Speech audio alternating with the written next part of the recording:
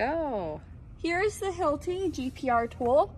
This is the top, this is the bottom. It says do not open on this side, do not open on the bottom. It seems a bit odd just because the latches are kind of upside down from what they normally are. All right, here it is. This is a very expensive tool, so you want to make sure you treat it with care when you're out in the field. And then you have your batteries to charge it, things you have to map, and then markers so you can note where those rebar lines are. So you press the on button, and we're going to turn this way so it's maybe a little more. Yep. All right, so to turn it on, you just push the little on button. Pretty simple. Takes a minute to load up. And then this is a good time to kind of clear spots. If you're on a job site and you see a bunch of stuff, try and sweep it, try and clean it. If you're hitting rocks, it's gonna bump it. Like if you were to be over in that spot there, I would just clean it up before you do it. But where this is just an example, just to show you how it's run, we're gonna skip that for now. Go. All right, so now it's ready. This is just saying, hey, disclaimer, just hit accept. And then we're gonna do a quick scan because you're just gonna be marking for someone on the job site. So you hit quick scan up there, give it a second, and then hit that top end again, and now it's recording. So when you go, you're gonna move it down.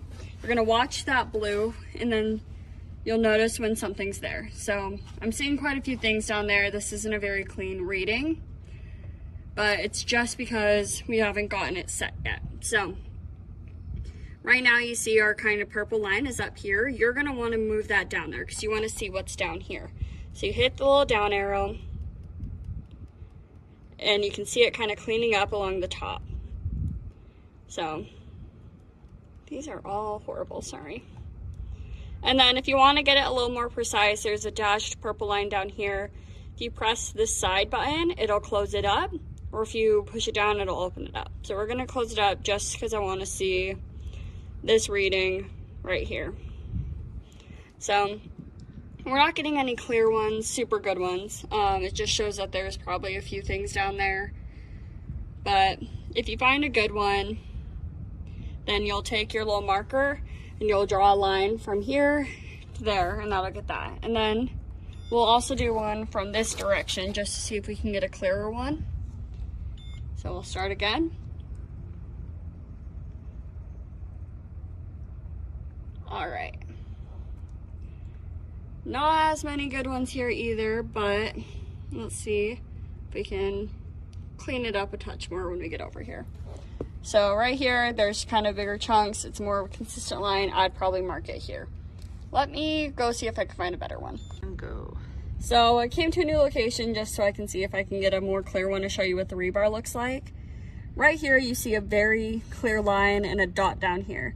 So I know right in this area that at about 5 inches in, we have a chunk of rebar. That's where I would go and mark. And it's clear over here as well. We get down deeper, we have that kind of not so clear stuff here. That might just mean not so much clear stuff down here. That just might mean that the wall has ended. Or if you're on the ground like we were over there, it could have been indicating that there actually wasn't any rebar in the slab and that it actually was like hitting rocks.